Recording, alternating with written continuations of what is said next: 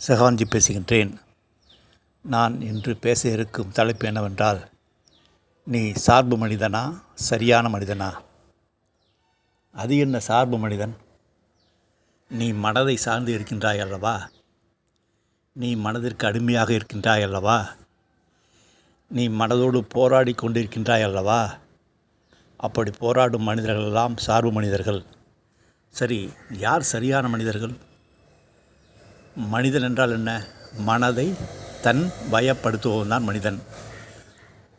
நீ உன் மனதை தன் வயப்படுத்தி விட்டாயா? நீ உன் மனதை ஆளுமை செய்கின்றாயா? நீ உன் மனதிற்கு கட்டளையிடுகின்றாயா? இல்லையே. மனம்தானே உன்னை ஆட்டுவிக்கின்றது. மனம்தானே உன்னை ஆளுமைப்படுத்துகின்றது. மனம்தானே உன்னை இயக்குகின்றது. உன் ஆணவ மனம்தானே இயக்குகின்றது. அப்படி என்றால் நீ மனதை சார்ந்துதானே இருக்கின்றாய். அப்படி என்றால் நீ சார்பு மனிதன் தானே. நீ இன்னும் மனிதனாகவில்லையே. சரியாக சொல்கின்றீர்கள். சரி, எப்படி நான் மனதை இயக்க முடியும்? என் ஆணவ மனம் என்னை இயக்குகின்றதே. அதீதமான எண்ணங்கள் வந்து கொண்டே இருக்கிறது. என்ன செய்வது?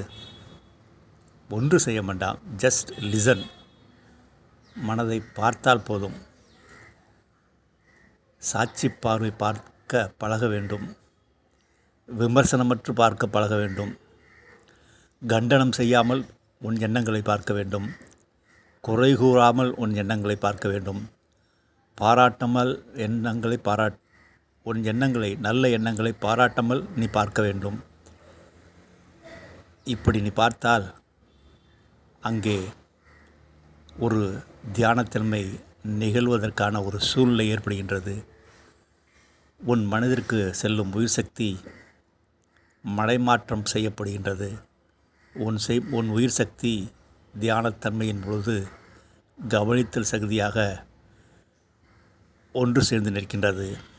அந்த ஒன்று சேர்ந்து நிற்கும் சக்தி நீ அமைதியாக இயல்பாக அமர்ந்திருந்தால் உன் முதுகுத்தண்டு வழியாக உன் மூலாதாரத்திலிருந்து ஒரு சக்தி பீரிட்டெழுந்து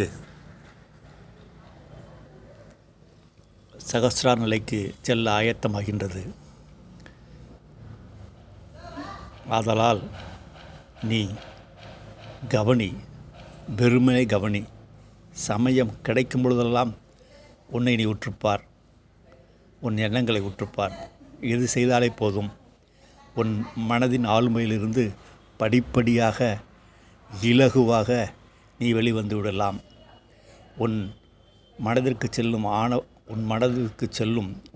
மனதிற்கு செல்லும் உயிர் சக்தியை மடைமாற்றம் செய்துவிட்டால் உன் மனம் புத்தர் சொல்வது போல் தூய்மையான மனமாகிவிடும்.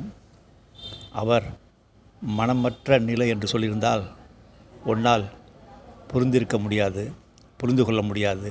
அதனால்தான் தூய்மையான மனம் என்று சொல்கின்றார். ஆணவ மனதை தூய்மையற்ற மனம் என்று சொல்ல வருகின்றார்.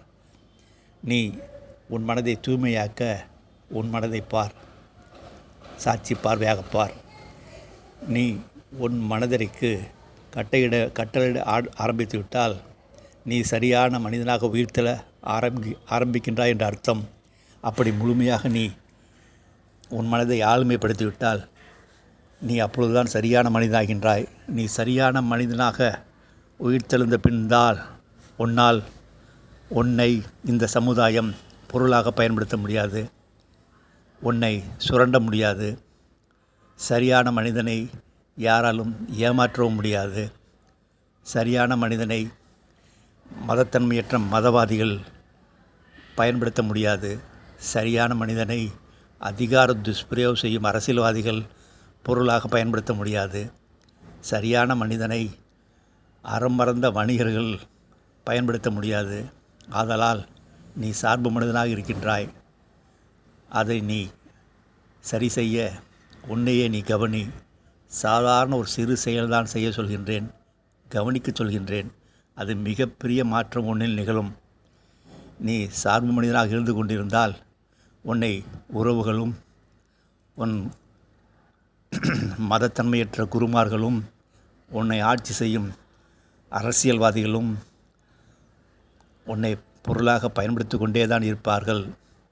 உன்னை உனக்குள் திரும்ப விடவே மாட்டார்கள்.